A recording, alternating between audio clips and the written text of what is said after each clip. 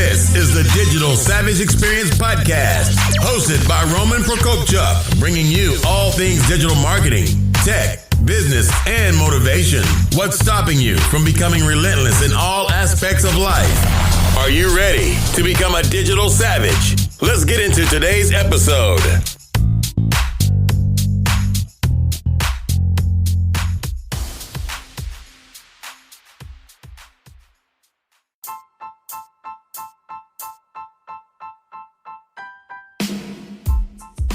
Hey everyone, this is Prokopchuk, and this is the Digital Savage Experience Podcast. Today I have with me David C. Baker. He's an author, speaker, and advisor to entrepreneurial creatives worldwide. He has written 5 books, advised 900 plus firms, and keynoted conferences in more than 30 countries. His work has been discussed in dozens of international publications. The New York Times referred to him as the expert's expert. He co-hosts the most listened to podcast in the creative services field, Two Bobs. Thank you for joining me today. Thank you for having me. I've been looking forward to this. In spite of everything that's happening around the world, I've been looking forward to having these conversations still. Yeah, it's pretty crazy. I think we need as much interaction as possible these days. Right. And I think when people are wondering what to do and kind of unfreeze themselves, I think some of that those regular patterns are useful. So continuing to publish the episodes of your podcast is a good idea. Yeah, I agree. So tell me a little bit about your journey. How did you get to where you are today? So my parents were medical missionaries, and when I was 4, they moved from the U.S. I'm a U.S. citizen, but didn't live here much. They moved us to Costa Rica, where they spent a year learning Spanish. I went to kindergarten there, and then after their year of learning the language, we moved to a tribe of Mayan Indians in Guatemala, way up in the highlands of Guatemala. No running water, no electricity, no roads to speak of. And so I grew up there. I didn't come to the U.S. until I was 18 and started school then. So it's a very different background. I'm one of the world's worst Trivial Pursuit partners because I missed all of those cultural references during that time. Went to grad school for 5 years full time. And in the middle of that, decided that I wanted to switch careers and go into marketing instead of linguistics. Finished the degree anyway, but started a firm and did that for 6 years. It was a small agency of about 16 people at its peak. And through that, through a strange set of circumstances, I began to advise of other entrepreneurial creatives, the principals who were running these firms. And so that's what I've been doing for the last 26 years. So I work with the principals, the CEOs of communications, privately held communication, marketing, digital firms around the world. And it's been a fantastic ride. I just love what I get to do in lots of different countries, touching base with people, understanding what they're facing as leaders, helping them really make smart business decisions more than the craft and the trade. They've got lots of sources for that. So that's what I do.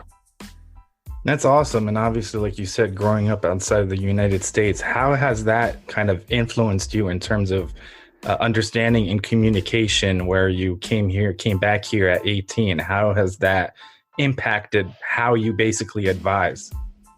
It's had a huge impact. I mean, some of it has been embarrassing because there were so many things about the culture I eventually ended up living in that I didn't know. I can remember a lot of embarrassing moments, but from a bigger picture perspective and really from a more serious standpoint, I think it's helped me see things more from a global perspective. So when I hear a particular piece of advice or some truism that comes from a U.S. point of view, which is where I live now, I usually find myself testing it and saying, okay, I could see how that makes sense here. Does that really work in other parts of the world? Here's an example of that. So you hear people say all the time, you have to love your work. If you love your work, then success will follow. So follow your heart, success will come after that. I don't believe that at all. I think a lot of people in the US, for instance, or in other developed countries are following their hearts and not finding success at all.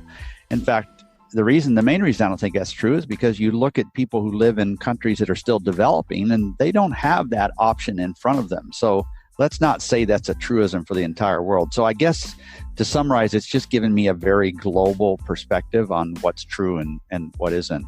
It's a lonely perspective because the U.S. in particular doesn't really have a global perspective like other countries do.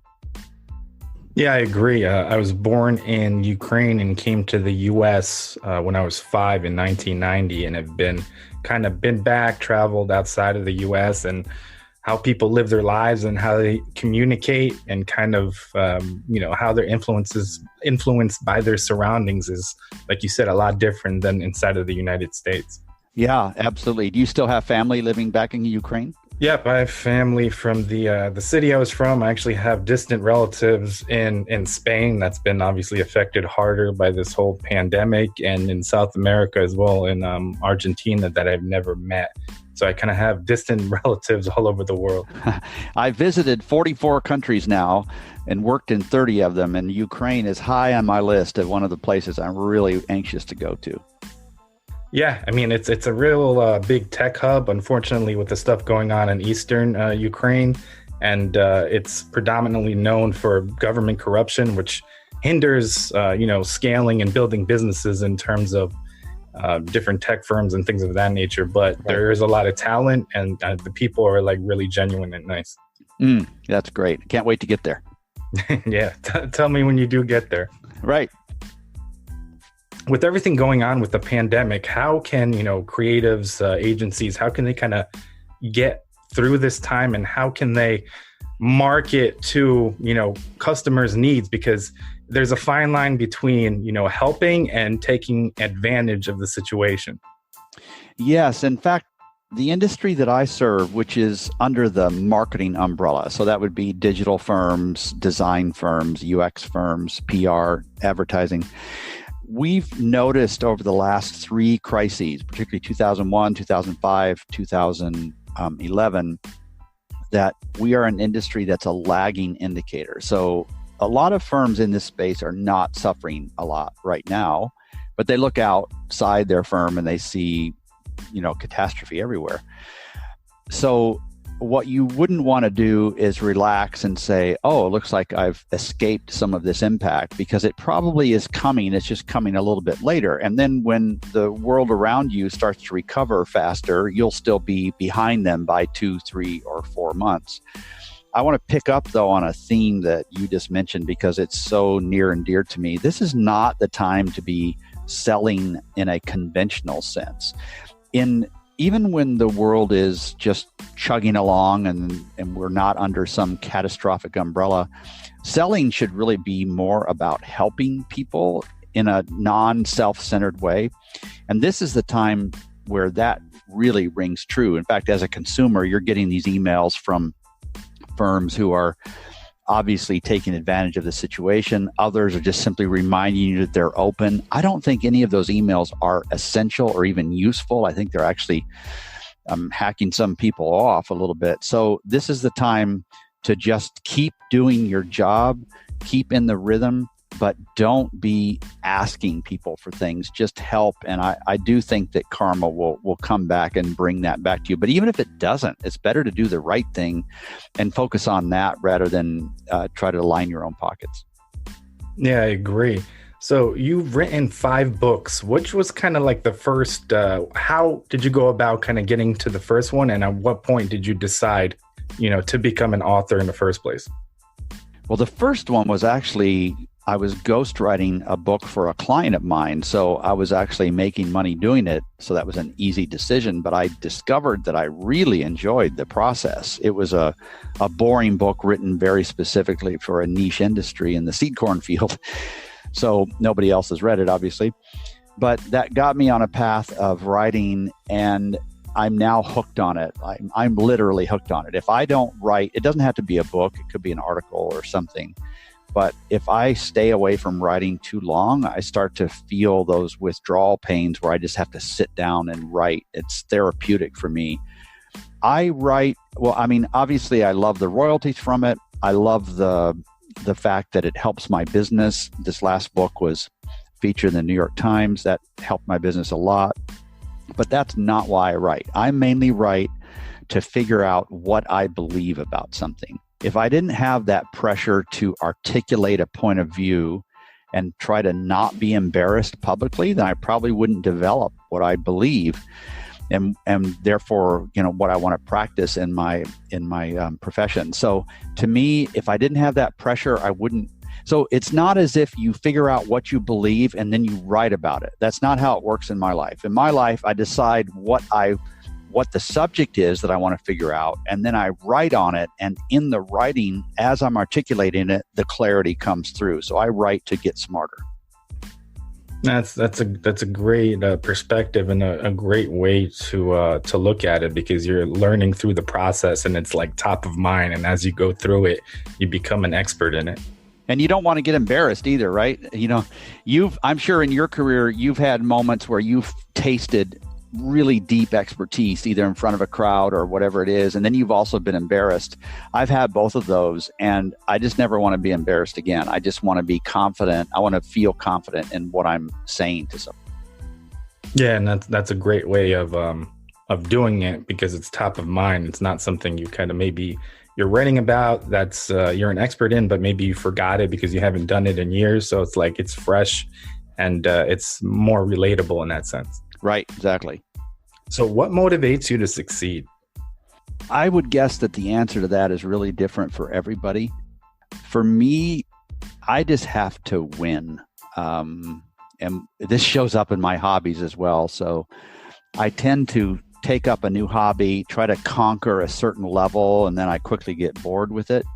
I haven't done that with my business. I've enjoyed conquering something and then sticking with it for 26 years now. I don't feel any languishing of that, but I just want to win. And it's not a selfish sense. I mean, I am successful from a money standpoint, successful enough. So that's not an issue. It's more, I want to have an impact on people. And this gives me a platform to do that. So writing a book helps. Being a guest on your podcast helps. I just want to be influential. I want to make a difference for people. And I don't know, I guess it could be selfish, but I don't feel like it is. I feel like I have something to share with people that will change their lives. And so why not be aggressive at building as big an audience as possible?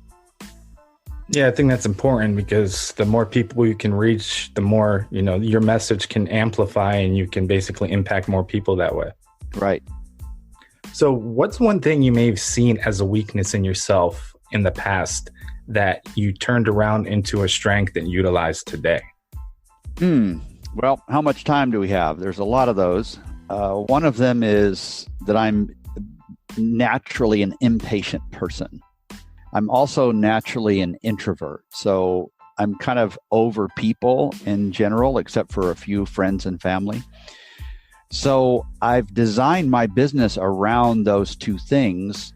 And it was more just driven by self-preservation. But as I've discovered, experts in developed cultures, and this is not true in developing cultures, but experts in developed cultures are not as accessible as others are. And so it kind of can add to the mystique if you are not out there everywhere giving away all kinds of free advice. Now, I do think you should give away free advice as long as it's unapplied. But the minute you start applying it, you ought to charge a lot of money for that. So that would be one character flaw that has surprised me, in that it actually has dovetailed with my business a little bit.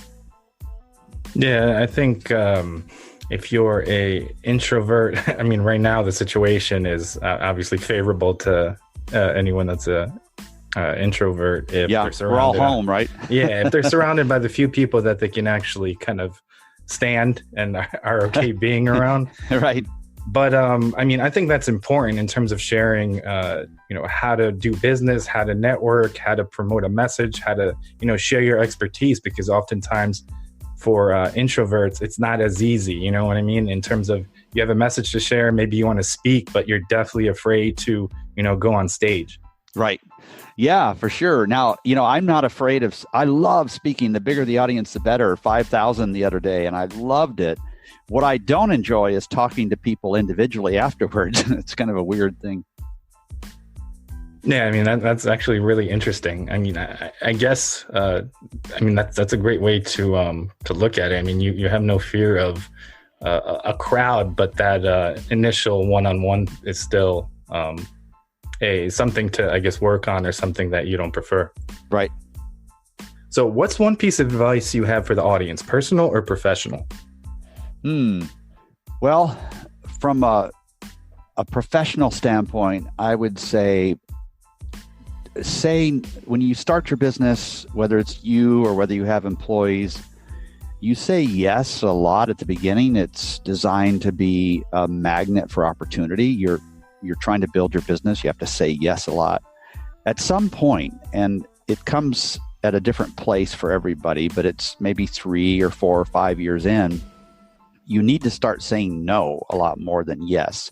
You'll never get to that second stage, that real maturity for a business, until you start saying no a lot more. And because in the US in particular, we fashion ourselves living in the land of opportunity, it's very difficult for us to turn opportunity down. But the world usually doesn't need more of what you're being sold. The world usually needs something that's a lot more specific and deeper. And that comes from people who are comfortable saying no more than yes.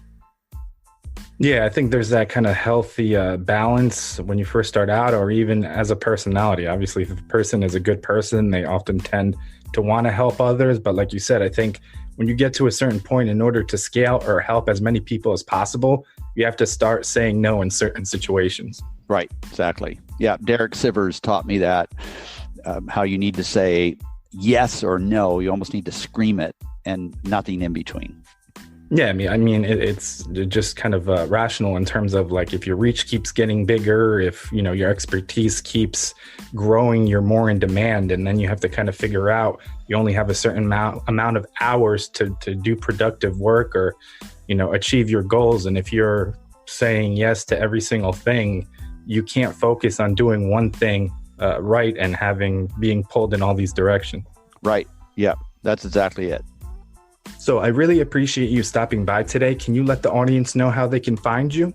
Sure. So the consulting practice, which people just may be curious about, I probably wouldn't be a good fit for most people, is davidcbaker.com. But more the book would probably interest people more. And that's the most recent, the 5th book. It's at expertise.is. Thank you for having me. I really appreciate it. Thanks again for stopping by. Thank you.